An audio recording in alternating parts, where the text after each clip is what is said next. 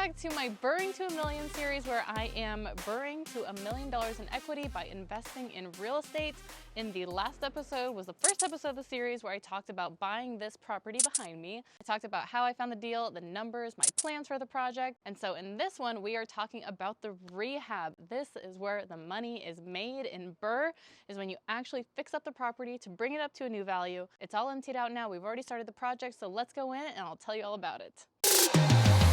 So I guess first thing is right here, this little foyer situation. This room is actually not insulated, we found out with the contractor. It's kind of interesting because this has 2 exterior doors, which isn't super common. Like if you have a mud room, you're gonna have an interior door here. But when we found out this isn't insulated, we're like, okay, we could insulate this room, or we could just replace this with like another exterior door, because we're gonna replace everything in here. So we are probably just gonna go with a exterior gray door that looks like interior. That's what we're gonna do here. But this is her. She is 1,500 square feet, 3 bed, 2 bath, and basically this is a very simple remodel. I bought this house because I knew this was gonna be an easy flip. I've done hard flips in the past, and overall, if your numbers are good, you can take on a big project, but it's way better to have good numbers and an easy project. So I'll take you back here. This is our living room here, and then kitchen is right there in front of me. Down here are our bedrooms and bathrooms. So this is kind of what we call a shotgun house. If you shoot a gun from the front door, it'll hit the back door, so you can see the whole place. I love that this is straightforward. After I live here for a year, this is gonna be a rental, and so having a really simple layout, there's a lot of advantage when you're renting, Airbnb, midterm renting, whatever it is. So it's really just bedroom, laundry room. We've got a kitchen here. Why did I say kitchen? Bathroom here. We've got a bathroom here. Another bathroom. I actually really like that the bathrooms are next to each other here. We've got 2 full bathrooms, which is a little rare. It's nice because if I want to move things around, all the plumbing is in one place. And then we've got 2 bedrooms on the end. So 4 and 2. 3 and 2. And then our back door to our DADU area that's gonna be going down. So half the house has already been torn out of its old flooring. We're gonna tear out the carpets in the bedrooms and the linoleum in the bathrooms. We're gonna tear out those vanities, replace the tubs and the toilets, so everything is all nice and new. On something like this, there are places where you can cut corners and get cheap, like keeping old fixtures and things like that, but I like things to look new, especially because I'm gonna live here. We're taking a little bit of an extra mile, but in general, I like to keep it very uniform on flip. So I'm probably gonna rent out the master and the, I don't know yet. That's a good question, actually. I haven't thought that far, which one I'm gonna live in. But I'll probably rent out the master and the other back room that's bigger, just because they're gonna get more rent. So this is the kitchen. You can see the old cabinets imprints on the wall, if you will. Like this is where the backsplash was. This is the sink, plumbing right here. The range was here, and then the fridge was over here somewhere. There was a window here, and we decided to frame this in because all that this window was looking at was the neighbor's house, and so we figured, let's frame in this window and then we can have a lot more space for cabinets, because this is a pretty small house, and so the more you can maximize the space to get more usable square footage, the better, right? So it's gonna be kitchen here, and then we're gonna go dining room here. For the most part, everything's gonna stay where it was. Otherwise, we would have to get permits to move the sink, move the electrical, all of that. So again, and for the sake of simplicity, we're just gonna kind of keep things where they were. We're just replacing them with new stuff. We're gonna put in a nice little chandelier situation. I want this place to look pretty nice again. We'll get some trendy looking cool stuff in here. Cabinet design wise, I would love a modern looking flat panel, but I gotta think about my budget, and those are typically a lot more expensive. I hate to say it, we'll probably go white shaker in here. I might decide to ball out and get what I want, but to keep it cheap and simple is the name of the game here. So this is our living room here. For the most part, everything is staying as it was. The windows are in the same place. We're gonna replace this trim around the windows. We're gonna paint the walls white, of course. We are going to we'll replace these lights with some nice flat LEDs. TV TV will go here, is my thinking, and then we'll have a nice couch here. I might do like a game table situation over here for the tenants. We took out baseboard heating here. We're gonna go mini splits, which are AC and heat, which you need for the 3 months of heat in the summer of Seattle. We don't get much sun, but when it does get hot here, it gets super hot. And then floors, we are going to go luxury vinyl plank throughout the whole place. It's like the cheapest, most durable, long-lasting material you can get. Going with a light brown color. No more gray floors. Gray floors are from 2020. Wherever you're flipping, never get gray floors. I've done it in flips and I regretted it. Some people will tile the kitchen or tile the bathrooms, but you don't have to do that. You can just make the whole house one thing. It also keeps it really simple with the contractors and with picking colors in general on your house design. If you pick one floor, one color for the walls, probably will do a couple accent walls, but one design on your cabinets to use in the kitchen and bathrooms, it makes everything really simple and makes the project go nice and smooth. And then who's doing my work? I have a contractor here locally who I have a really great relationship with, and he is doing the work on this project. What I like about my contractor right now is that he's very efficient. He gets things done on time. He has quality work. I've said it in the past that usually with contractors, you get 3 things. You get cheap, you get quality, or you get timeliness, so they do the project on time. And I would say I got time and quality out of this guy because that is what I need. He's a little more expensive, but I do need to get this done quick because I've got a $4,000 mortgage payment. And then I need it done nice because I am going to Airbnb the rooms. It needs to be good quality. And for the long term, I don't want my house to fall apart and I don't want to have to replace things in the future or have to go over it again with somebody else. And never, never forget, always make sure your contractors are happy. Bring them lunch, take care of them, pay them on time. That's always the #1 important thing. Treat them with respect, communicate well, respect their ideas, and they will take care of you. That's what I will say on contractors. I have good experiences, bad experiences. But when you are taking care of your contractor, they will take care of you. Bedrooms are pretty straightforward. We're gonna rip out this carpet. Isn't this kind of cool? This blue carpet. Unfortunately, we will be ripping out the blue carpet and we will be painting over the blue paint. We're gonna do new white trim in all the closets. We'll probably do some kind of white wire rack, new doors, and then each room will get a mini split unit for the cooling and heating. So laundry room is kind of interesting because when we're talking about maximizing the square footage of a small house, when you walk into this room, there's a little bit of dead space here in the middle of the room. And it's not like an insane amount, right? But this is something where you could come in here and be like, well, we could bring these washer and dryer up closer and then possibly turn that back half into a pantry for the kitchen because we don't have any pantry here. That's something that my contractor brought to my attention. And so I came in here and I was like, yeah, but for the purposes of when this becomes a full-time Airbnb, maybe I want somewhere to hide my things, you know what I mean? And then again, when you start moving walls and reframing things, you have to get a permit. And so we want to keep this nice and short and cheap.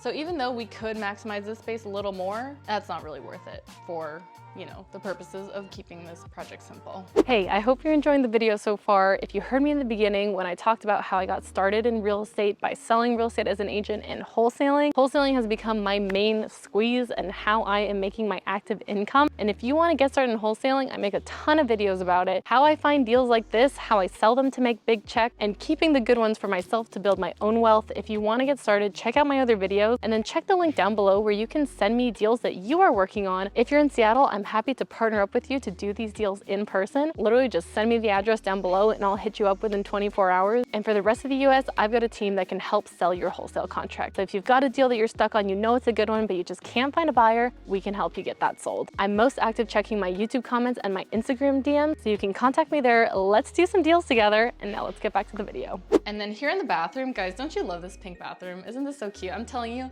this is why I bought the house. I love pink, as you know. Actually, my best deals have been with pink bathrooms in the house. I've done like 3 really good deals where the bathroom was pink. So I saw this and I was like, that is a house for me. We are gonna keep the bathrooms pretty much the same. We'll just kick this, put it in a new vanity. Again, flooring is gonna come out. It'll be luxury vinyl through here, the brown color. We are gonna do a new tub surround, new toilet, put in a nice lighted mirror or something like that. That shouldn't be too expensive because it is the same layout basically. We're only replacing a few things in there. Here's another superstitious thing. They have whale stickers on the mirror in here, and that's my favorite animal.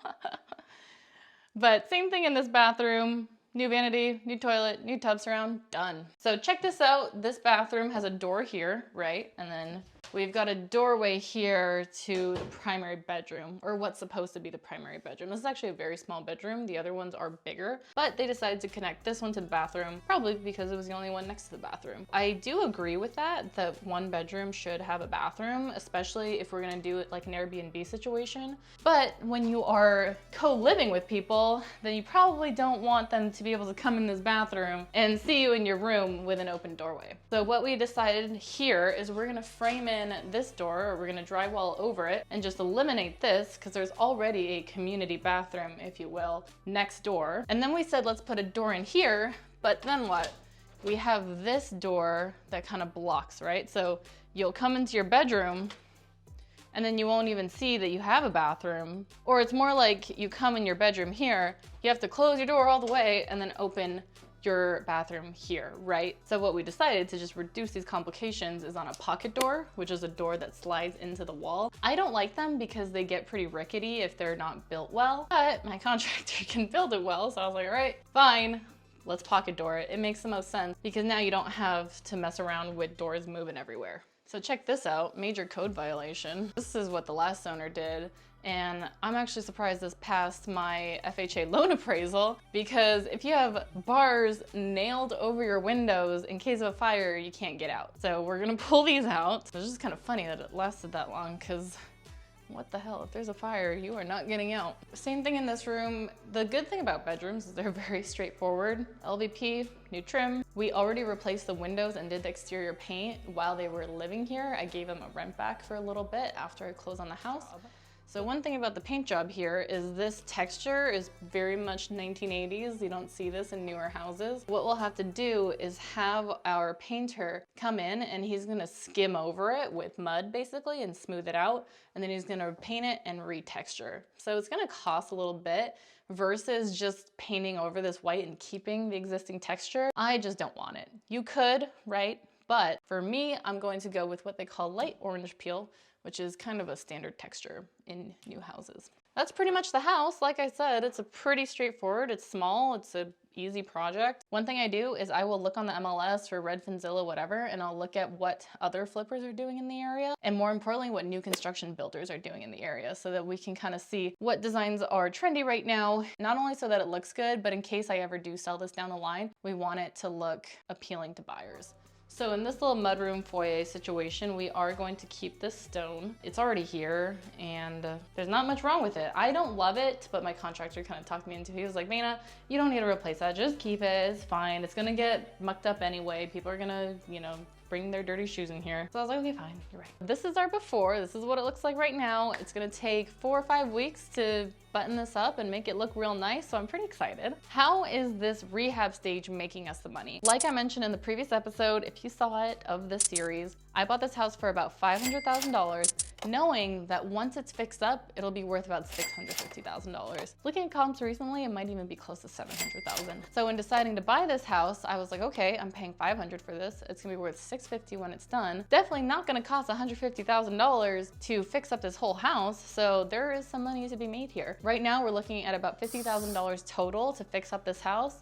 So that puts us at $500 for the house, $50 for the rehab. We're at $550,000 invested for our asset, the house, to be worth $650,000 when it's done. $650 minus $550, that's $100,000 of equity. And why is equity important? If I was flipping this house, then that $100,000 between the $550 investment and the $650 ARV or after repair value would be my profit minus some selling costs. So it really would be like $60,000-ish in profit, which is pretty good, but why would I do all this work just to make $60,000? The really important thing about BRRRR as a strategy is that it's long-term. So once this house is done and it's worth $650, that 100 grand is my instant equity. That is my net worth. And every year that I keep this house rented out with tenants paying the mortgage, that equity is growing because real estate in Seattle appreciates at 8 to 10% per year. I get questions sometimes on things like cash on cash return and cap rates and things like that. I am not super concerned with cash on cash return. I really only care about the margin. Number one, because I'm not a huge numbers person. If you tell me I'm gonna make money on it, I'm just gonna buy it. There are a lot of people out there who can break these things down and explain them, but if you tell me it's a 30% deal, then I'm good to go. But if you wanna want to talk about cash on cash, I bought this house 3.5% down. So that's like 20 grand. The seller paid my closing costs. And so for the 20 grand I'm putting in, I'm getting 100 grand out. That's pretty good. Now let's talk about the exciting part of this project. It is right out this door. I really like this little backyard. It's very cute. There's a lot of space back here. If you watch episode 1, I talked all about how it's on an alley and how we're gonna build this out. So right now, this is a 2-car about detached garage. What we're gonna do and what my architect is currently drawing up plans for is we're gonna add on to this detached garage to build a 1,000 square foot DADU. This is a detached accessory dwelling unit. Forget the rehab on the main house. This is the moneymaker on the property. The play is here in Seattle, I'll probably expect to pay about $350,000 to add on to this garage and turn it into a living unit, but it'll be worth $600,000 when it's done. So when we're talking about equity, like the 100 grand on the main house, 600,000 finished value minus 350,000 to build, that's 250 grand in equity in my backyard. That is why people are fighting over this type of property in Seattle right now. The market is super hot for these deals. So that is the rehab part of our BRRRR. So it's part 2. We'll definitely be back in here to show you the progress of the flip and what it looks like when it's done. And then we're gonna go on to the rent part. So here's the thing about my BRRRR. I bought this house 3.5% down, and part of that deal is I have to live here. So I am gonna live here, I'm gonna Airbnb the other rooms, and so that will be my rent part. In a traditional BRRRR, you just rent out the whole house, and then you go immediately to refinance with the bank to go get your original $550 back and go do it again. But for me, because I am building in the backyard, I'm gonna get another loan for that construction. And so I'm gonna refinance on this property in about 12 months. And then the numbers will come out so that I refinance not only my original investment on the property, but the construction costs in the back. So I'll get all my money back between the house, the rehab on the main house, and constructing the DADU. And once the DADU is done next year, that will also be my 12-month clock on living here to satisfy the FHA requirement. And then I can fully rent both this house and the DADU, move out, go do it all again. So that'll be the rent, refinance, and repeat of the BRRRR part. But that is our rehab. I hope you enjoyed watching this video. Again, my name is Vayna. Here in Seattle, I'm happy to help you with your deals. If you're wholesaling or trying to BRRRR or trying to house hack, you can contact me or send me your deals below, and I will see you in the next one.